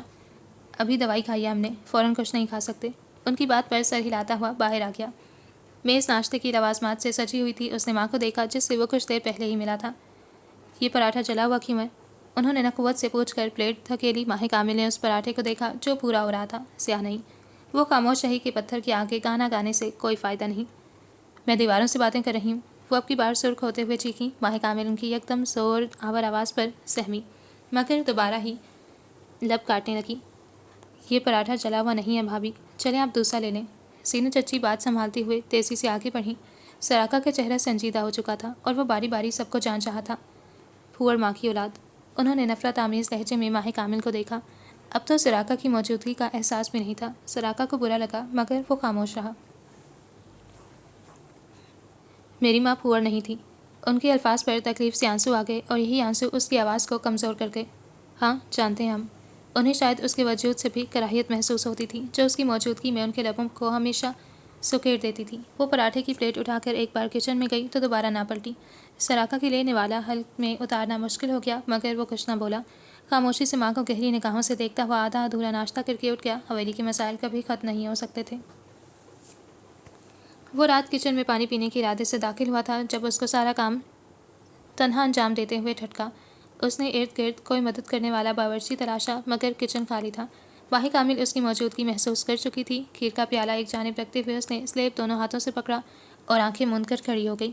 صبح سے بھوک کے مارے اب چکر آ رہے تھے۔ آنکھیں رونے کی وجہ سے سوجی ہوئی تھیں۔ وہ بار بار انگلیوں سے زلفوں کو کان کے پیچھے کر رہی تھی جو آنکھوں کے آگے آ رہی تھیں۔ سراقہ نے ایک گہری نظر سے اسے دیکھا اور دوسری اپنی ماں پر ڈالی جو اندر داخل ہوئی تھی۔ شوہر کے سامنے بے ہوش ہونے کی اداکاری بھی کر لو تاکہ وہ تمہاری طرفداری کرنے ماں کے منہ پر آ کھڑا ہو۔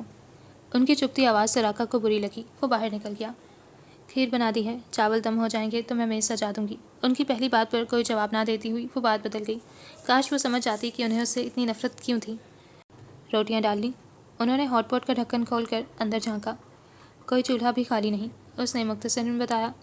سالن کی پتیلی کو ہٹا کر توا چڑھاؤ، کام نہ کرنے کے بہانے چاہیے ہوتے ہیں تم جیسی لڑکیوں کو۔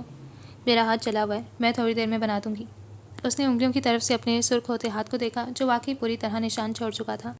آنکھیں نم ہونا عام سی بات تھی۔ ارے بی بی، کھانے کا وقت نکلا جا رہا ہے اور تمہاری یہاں نزاکت ختم نہیں ہو رہی۔ اگر اتنے نخرے تھے تو کہنا تھا اپنے باپ سے کہ شادی نہ کرے تمہاری۔ گھونتے ہوئے آٹے کا پیالہ سلیب پر پٹکتے ہوئے انہوں نے گھورا۔ باہر صوفے پر بیٹھے سراقہ تک ساری آوازیں پہنچ رہی تھیں۔ وہ خاموش موبائل پر مصروف رہا۔ کھانے کے دوران بھی دادا اکر نے اس سے اس کی طبیعت کا پوچھا تھا اور وہ محض مسکرا کر رہ گئی تھی۔ اب اس سوال کا جواب دینا ہی اتنا محال تھا کہ وہ صرف سوچتی رہ جاتی۔ اس نے سراقہ کو دیکھا جس نے کھانے کے دوران ایک بار بھی نگاہ اٹھا کر اسے نہیں دیکھا تھا۔ کھانے کے بعد جب وہ برتن سمیٹ کر کچن میں داخل ہو رہی تھی تو اس نے پیچھے آتے سراقہ کو دیکھا جو کال پر اپنے کسی کلائنٹ سے بات کر رہا تھا۔ اس نے نظر انداز کرنا چاہا مگر سراقہ نے ہاتھ کے اشارے سے اسے اپنی جانب متوجہ کروایا اور سلیب پر جلے زخم کی دوائی رکھتے ہوئے مڑ گیا۔ ماہ کامل نے کنکھیوں سے ٹیوب کو دیکھا۔ جب سارا دن اس کے حق کے لیے نہ بولا تو اس ٹیوب کی بھی کوئی ضرورت نہیں تھی۔ وہ نگاہیں پھیر کر تمام برتن سنک میں رکھنے لگی۔ آپ مجھے کوئی بڑا قدم اٹھانے پر مجبور کر رہی ہیں امی۔ لہجہ بگڑا ہوا تھا۔ اس کے ضبط کا امتحان لینے والی کوئی اور نہیں، اس کی اپنی ماں تھی۔ ارے بہو ہے، کھانا بھی نہ بنائے گی کیا؟ ان کے پاس گویا ہر سوال کا جواب تھا۔ ماہ کامل میری بیوی ہے، اس نے دانت پیستے ہوئے الفاظ ادا کیے۔ کوئی نوکرانی نہیں ہے کہ 20 لوگوں کا کھانا تنہا بنائے۔ یہاں آپ زیادتی کر رہی ہیں۔ باورچی مر گئے ہیں کہ انہیں مفت کھانے کی عادت ہو گئی ہے۔ وہ چیخ رہا تھا اور اس کے چیخنے کی آواز ماہ کامل سن رہی تھی۔ ماں سے زبان چلاؤ گے سراقہ؟ انہیں حیرانگی ہوئی۔ صبح کا ناشتہ خیرو بنائے گا اور رات ماہ کامل کھانا اکیلے نہیں بنائے گی۔ وہ بیوی ہے میری۔ جب میں نے اسے غلام نہیں سمجھا تو کسی تیسرے کو حق حاصل نہیں کہ وہ ماہ کامل کا فائدہ اٹھائے۔ اس نے گویا فیصلہ سنایا۔ چند دنوں میں میں شہر چلا جاؤں گا اور چاہوں گا کہ آپ مجھے کوئی مضبوط قدم اٹھانے پر مجبور نہیں کریں، ورنہ آپ سے بہتر مجھے کوئی نہیں جانتا۔ جس کے لیے تو یہ سب کر رہا ہے نا، وہ تجھے بھی چھوڑ جائے گی۔ اس کی ماں کو بھی یہ حویلی راس نہ آئی، چھوڑ کر بھاگ گئی اپنے مرد کی خاطر۔ وہ اپنی ماں کی تیز چلتی زبان پر ٹھٹکا۔ مجھے جو کہنا تھا میں نے کہہ دیا، البتہ آپ کے چپتے الفاظ روکنا میرے بس کی بات نہیں۔ میرے ضبط کا امتحان مت لیں کیونکہ اگر میں نے کوئی فیصلہ کر لیا تو وہ اٹل ہوگا۔ میری ہی غلطی ہے کہ اپنی بیوی کو آپ کے رحم و کرم پر چھوڑا ہوا تھا۔ ماہ کامل میرا معاملہ ہے، سراقہ کے ہان کا، اور سراقہ جانتا ہے اسے کیا کرنا ہے۔ اس کا جی ہمیشہ کی طرح آبرو سے بحث کے بعد اچاٹ ہو گیا تھا۔ ماہ کامل اپنے کمرے میں دبکی بیٹھی تھی کہ اسے اب تک سراقہ کی بلند آواز کی عادت نہیں ہوئی تھی۔ وہ جب بھی حویلی میں یوں چیختا ماہ کامل کو ڈر سا لگ جاتا۔ اس لمحے اسے احساس ہوا کہ سراقہ کو اس کی فکر ہے، اس کے اندر اپنی بیوی کے لیے لڑنے کی سکت موجود تھی، مگر آنے والا وقت ماہ کامل کو پھر بھی خوف دلا رہا تھا۔ وہ جب کمرے میں داخل ہوا، ماہی صوفے پر بیٹھی کتاب پڑھ رہی تھی۔ تم نے دوائی لگائی؟ وارڈروب سے اپنا لیپ ٹاپ نکالتے ہوئے اس نے میز پر رکھا۔ ضرورت محسوس نہیں ہوئی۔ اس کی دھیمی آواز ابھری تھی اور سراقہ کے ماتھے پر جیسے بل پھیلے۔ کیا مطلب ضرورت محسوس نہیں ہوئی؟ وہ اپنے عام سنجیدہ لہجے میں بولا تو ماہ کامل کو حالات کی سنگینی کا احساس ہوا۔ اب درد پہلے جیسا نہیں ہے۔ تو یعنی تم نے دوا نہیں لگائی؟ آواز یکدم ہی بلند ہوئی۔ شیلف سے ٹیوب نکال کر وہ اس کے پاس آیا۔ ماہی کامل کی آنکھیں پوری کھل گئیں۔ میں لگا لیتی ہوں۔ اس نے ہاتھ پیچھے کرنا چاہا جب سراقہ نے اسے گہری نگاہوں سے دیکھا۔ تم زخم بہت اچھے سے لگاتی ہو ماہی۔ اس کا زمانی لہجہ ماہی کامل کو ساکت کر گیا۔ سراقہ نے اس کا ہاتھ پکڑ کر اپنی جانب کیا۔ آپ ایسا کیوں کر رہے ہیں؟ تکلیف سے ہاتھ چھڑوانا چاہا مگر اس کی گرفت مضبوط تھی۔ کیونکہ میں تمہارا شوہر ہوں اور تم میری بات نہ مان کر مجھے ضدی بنا دیتی ہو۔ ٹیوب سے دوا نکالتے ہوئے اس نے ماہی کامل کے ہاتھ کی پشت پر لگایا۔ مگر آپ میرا مستقبل نہیں۔ اس کے الفاظ بے رحم تھے۔ سراقہ نے جھٹکے سے اسے دیکھا۔ کیا مطلب ہے اس بات کا؟ کون ہے پھر تمہارا مستقبل؟ لہجہ یکدم تلخ ہوا۔ کب اس کی گلائی پر سراقہ کی گرفت مضبوط ہوئی وہ محسوس نہ کر پایا۔ ماہی کامل کے کھلے گیلے بال اب چہرے پر آ رہے تھے۔ سراقہ کی نگاہ اس کے دل پر پڑی تو وہ ٹھہر کر رہ گئی۔ کم از کم اکر حویلی کے لوگ نہیں، مجھے ان سے نفرت ہے۔ اکر حویلی کا ذکر کرتے ہوئے اس کے چہرہ نفرت آمیز تاثرات پھیلے۔ تمہیں مجھ سے بھی نفرت ہے؟ الفاظ ادا کرنا گویا مشکل ہو گیا۔ درمیان ایک لمبی خاموشی چھا گئی۔ لمحوں کے لیے وہ کچھ بھی نہ کہہ سکی۔ کیا کہتی کہ وہ اسے نفرت کر ہی نہ سکی؟ یہ کام سب کاموں پر بھاری تھا، دشوار تھا۔ نہیں، اس نے یکدم کہا۔ آواز دھیمی تھی۔ ایک بار بھی اس سوال کا جواب یہی تھا۔ وہ جھوٹ کیوں کہتی؟ ڈٹ کر سچ کا سامنا کرنے لگی۔ یہی وہ لمحہ تھا جب سراقہ ایک ایک لفظ سمجھ گیا۔ وہ سچ کہتی تھی کہ اسے سراقہ کے ہاں سے نفرت نہیں۔ یہ سراقہ کی ان خدشوں میں سے تھا جو اس نے جہاندار کو سنائے تھے۔ ماہی کامل کو اکر حویلی کے لوگ ناپسند تھے۔ وہ اس کے دل میں کبھی جگہ نہیں بنا سکتے تھے۔ وہ اپنی ماں کا حساب لے رہی تھی۔ سراقہ بے بس ہوا۔ ٹیوب بند کرتے ہوئے اس نے ایک کنارے پر رکھی اور اٹھ کر باہر چلا گیا۔ ایک جگہ ماں تھی تو دوسری جانب بیوی، اور دونوں نے ہی اس کے ضبط کا امتحان لیا تھا۔ چند دن مزید بیت گئے۔ دادا اکر نے حویلی میں ہی ولیمے کی تقریب مکمل کروائی تھی۔ گویا ولیمہ ہوا اور سراقہ کے دماغ سے سوچوں کا بوجھ ہٹا۔ اب وہ سکون سے شہر جا سکتا تھا۔ ان چند دنوں میں اس نے سب کچھ محسوس کیا مگر کچھ کہنے سے قاصر تھا۔ آبرو نے اسے مزید سنجیدہ کر دیا۔ یہ دن اس کے ساتھ گزارنے کے بعد وہ شہر لوٹ رہا تھا۔ بیگ میں چند کپڑے ڈالتے ہوئے اس نے کنکھیوں سے بیوی کو دیکھا جو کتاب لکھ رہی تھی۔ کل رات سے اب تک ان کے درمیان ذرا گفتگو نہیں ہوئی تھی، حالانکہ وہ سوچتا تھا کہ اب کی بار اسے اپنے ساتھ مانوس کر کے ہی جائے گا۔ تاخیر سے شاور لینے کی وجہ سے ماہی کے بال اب بھی گیلے تھے۔ گھنے لمبے بالوں پر ہاتھ پھیرتے ہوئے اس نے کمر پر پھیلائے۔ وہ جا رہا تھا مگر دل اس کی جانب سے بے چین تھا۔ جانے کیوں؟ حالانکہ آج سے قبل اس کے ساتھ ایسا کبھی نہیں ہوا تھا، بلکہ وہ ہمیشہ سے حویلی سے فرار ہو جانے میں ہی عافیت سمجھتا تھا۔ ماہی کامل نے نگاہ اٹھا کر اسے دیکھا جس کی نظریں اسی پر تھیں۔ وہ نگاہ چرا گیا۔ آپ کو کچھ چاہیے؟ لہجہ کس قدر اجنبی تھا، جیسے وہ اسے کچھ سمجھتی ہی نہ ہو۔ وہ نفی میں سر ہلا گیا۔ کاش وہ اسے یہی پوچھ لیتی کہ اب وہ کب لوٹے گا۔ ان بھوری آنکھوں میں ایک تاثیر تھی۔ دل اسے مبہوت کرنے لگا مگر وہ جانتا تھا کہ ماہی کامل ایسا کبھی نہیں چاہے گی۔ وہ اسے کبھی نہیں چاہ سکتی تھی۔ اس کا وجود سراقہ کو کمزور کر رہا تھا۔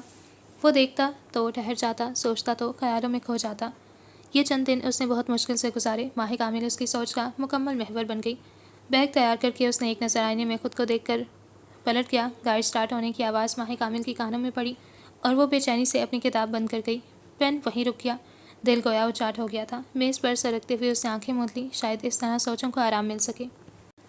میری روم میٹ آپ کو پسند کرتی ہے، مگر میں نے بھی اسے بتا دیا کہ جہاندار کیس میرا شوہر ہے۔ مگر سچ کہوں تو میں اس پر غصہ نہیں کر سکی کیونکہ وہ بہت سمجھدار ہے اور پڑھائی بھی بہت اچھی کرتی ہے۔ اکثر مجھے بھی اس کی ضرورت پڑ جاتی ہے۔ اور جھوٹ تو مت ہی پوچھو۔ کہتی ہے میرا امتحان اچھا نہیں ہوا اور پچھلی بار رزلٹ جب آیا تو سب سے زیادہ مارکس وہی لائی تھی۔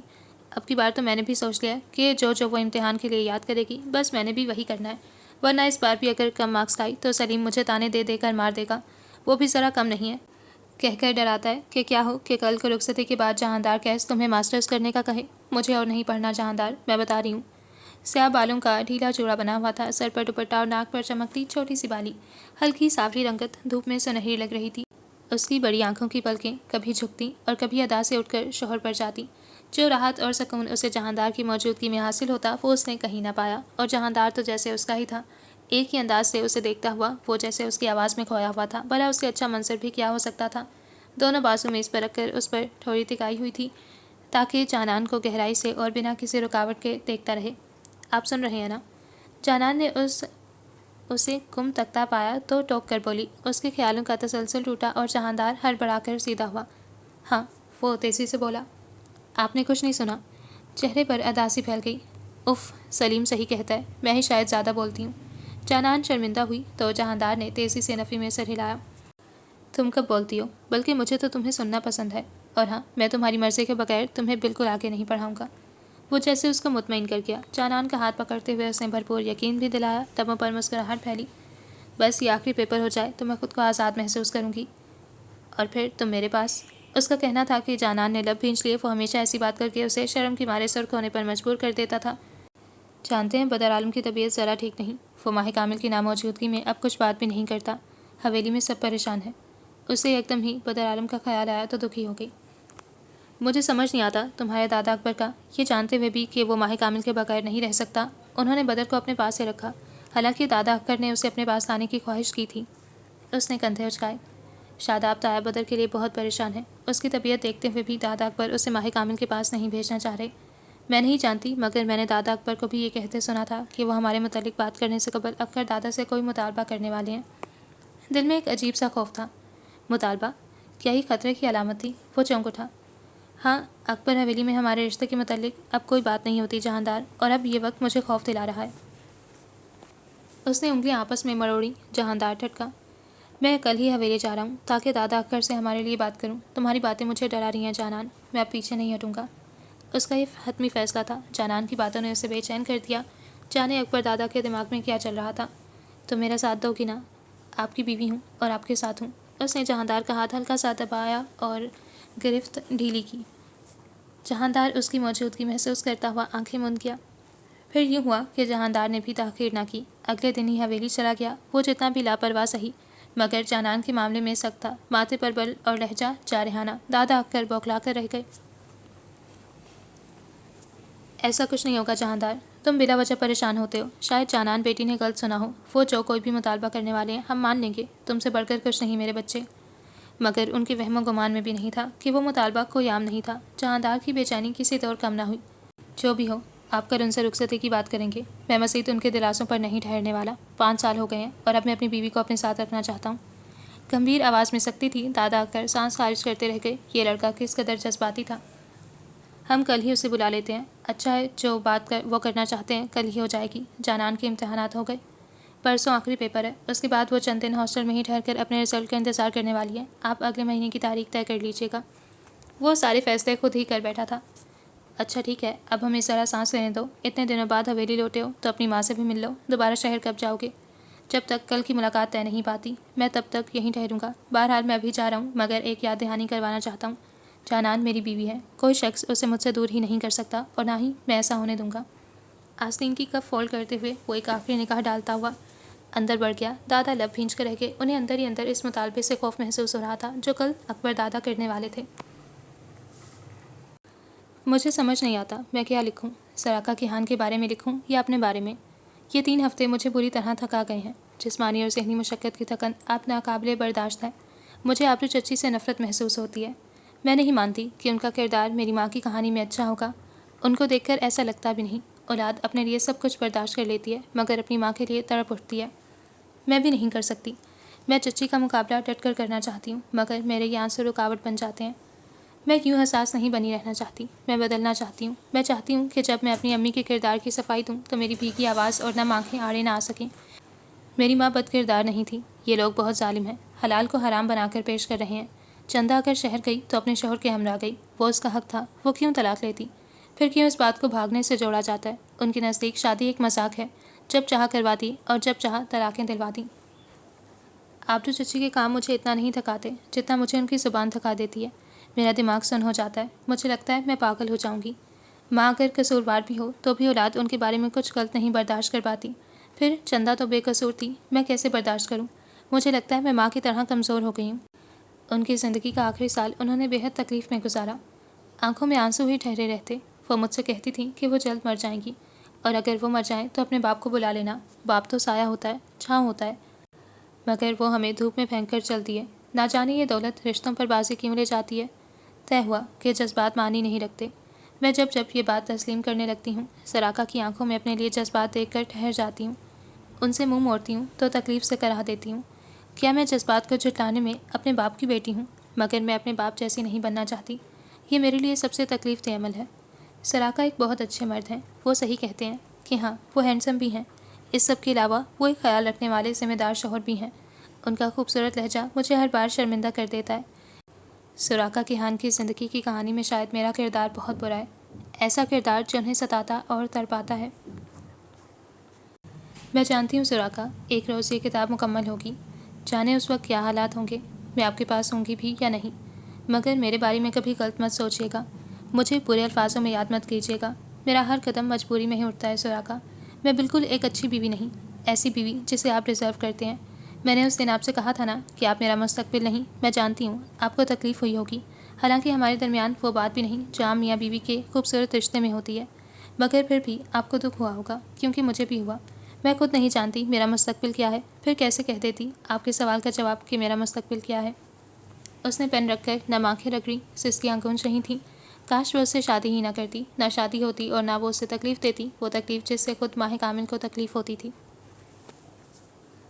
پھر دادا اکبر نے بھی تاخیر نہ کی، اگلی صبح ہی کیہان چچا کے ہمراہ اکبر حویلی چلے آئے۔ آنگن میں بیٹھے دادا اکبر کے لبوں پر عجیب سی مسکراہٹ تھی، البتہ شہاب کچھ خاموش خاموش سے معلوم ہوتے تھے۔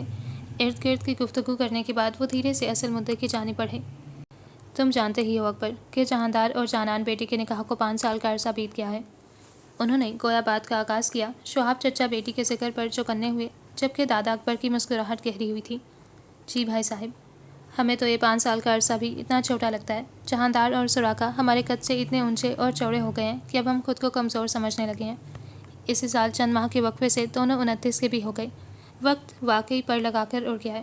جہاندار اپنی بیوی سے بہت محبت کرتا ہے اور اب اس کی بھی ہماری طرح یہی خواہش ہے کہ رخصتی کے عمل کی تیاریاں کی جائیں۔ دادا اکبر نے امید بھری نگاہوں سے بھائی کو دیکھا۔ آپ نے تو ہمارے منہ کی بات چھین لی اکبر بھائی، جانان کا بھی کل آخری پرچہ ہے اور اس کے رزلٹ کے بعد ہم آپ سے اسی بارے میں بات کرنے والے تھے۔ وہ تو جیسے پھولے نہ سمائے۔ شہاب نے بھی رسماً سا مسکرا کر محفل میں حصہ لیا۔ کیہان چاچو البتہ انہیں بہت غور سے دیکھ رہے تھے، جانے وہ مطالبہ کہاں تھا جس کا ذکر جہاندار نے کیا تھا۔ پھر یہ تو واقعی زبردست ہو گیا، ہمیں بس ایک تاریخ دے دو اکبر، اب ہم مزید نہیں ٹھہریں گے۔ انہیں امید نہیں تھی کہ بات اتنی آرام سے بن جائے گی، مگر ایسا صرف ایک صورت میں طے پائے گا بھائی جان۔ بالآخر پتہ پھینکا کیا، دادا اکبر ٹھہر سے گئے۔ کیسی صورت؟ ہمارا ایک مطالبہ ہے۔ کیسا مطالبہ؟ کیہان چچا نہ سمجھی میں بولے۔ ان کے پوچھنے پر شہاب اور اکبر دادا نے ایک دوسرے کو گہری نگاہوں سے دیکھا۔ یہ مطالبہ بہت آسان تو نہیں، لیکن ہم اس کے پورا ہونے سے پہلے اپنی بیٹی کا ہاتھ آپ کو نہیں تھمائیں گے۔ ہمیں وہ زمین چاہیے۔ لہجہ مضبوط تھا، الفاظ تھے یا پتھر؟ دادا اکبر کو اپنے پاؤں کے نیچے سے زمین نکلتی ہوئی محسوس ہوئی۔ کون سی زمین؟ یکدم ہی لہجہ برہم ہوا۔ بابا کی وہی زمین جس کے بٹوارے کا وقت حصہ نہیں ہو سکا، ہمیں وہ زمین چاہیے بھائی جان۔ لگتا ہے تم پاگل ہو گئے ہو اکبر، وہ زمین ہماری ہے۔ ان کی گرج دار آواز ابھری تو باہر کھڑے لوگوں میں سکتہ طاری ہو گیا۔ کیہان چاچو کے ماتھے پر گہرے بل پھیلے۔ اس رشتے کو قائم رکھنے کے لیے آپ کو یہ مطالبہ پورا کرنا ہوگا بھائی جان۔ اکبر دادا نے تحمل مزاجی سے بول کر گویا بات ہی ختم کر دی۔ ایک بار پھر ان زمینی معاملات کی وجہ سے بچوں کی زندگیوں سے کھیلا جائے گا۔ ان کی بلند آواز حویلی میں گونجنے لگی۔ وہ ہمارا حق ہے جو آپ کو ہمیں دینا چاہیے۔ اب کی بار اکبر دادا کے ماتھے پر بھی غصہ ابھرا۔ حق؟ اس زمین کو ہم نے بٹوارے کے حصے میں شامل نہیں کیا تھا، وہ زمین تمہیں کسی صورت نہیں مل سکتی، اور یہی ہمارا ہمیشہ کی طرح آخری فیصلہ ہے۔ تو پھر جانان بھی ہماری ہی پوتی ہے، نہیں بیاہی جائے گی آپ کے پوتے کے ساتھ، یہ رشتہ ہم اسی وقت ختم کرتے ہیں۔ انہوں نے نخوت سے کہتے ہوئے شہاب کو دیکھا جنہوں نے حامی بھری تھی۔ میں ابا میاں کی بات پر راضی ہوں، شہاب چچا نے مہتاب کو اندر داخل ہوتے دیکھ کر کہا۔ کیہان چاچو کی سیٹی گم ہوئی۔ زمینی معاملات پر غصہ انہیں بھی تھا، مگر اس طرح رشتہ ختم کرنے والی بات نے انہیں ہلا کر رکھ دیا۔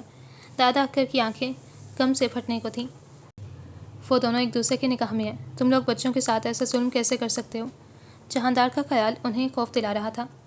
یہ کوئی پہلا رشتہ تو نہیں ہے جو زمین کے مطالبے پر ختم ہوگا، ایسا پہلے بھی کئی بار ہو چکا ہے بھائی صاحب، اور اگر آپ ضد کے پکے ہیں تو پھر یہی صحیح، ہم تمام رشتے توڑتے ہیں۔ اپنے بیٹے سے کہیں کہ منہ دکھائی نہیں طلاق نامہ تیار رکھے۔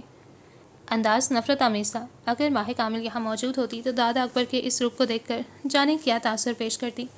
دادا اکبر کی گویا بس ہو گئی، وہ چند لمحوں کے لیے جہاندار کو واقعی بھلا گئے، سرخ ہوتے چہرے سے اٹھے اور کیہان چاچو کے ساتھ باہر نکلتے چلے گئے کہ اب کہنے کو کچھ باقی نہ رہا تھا۔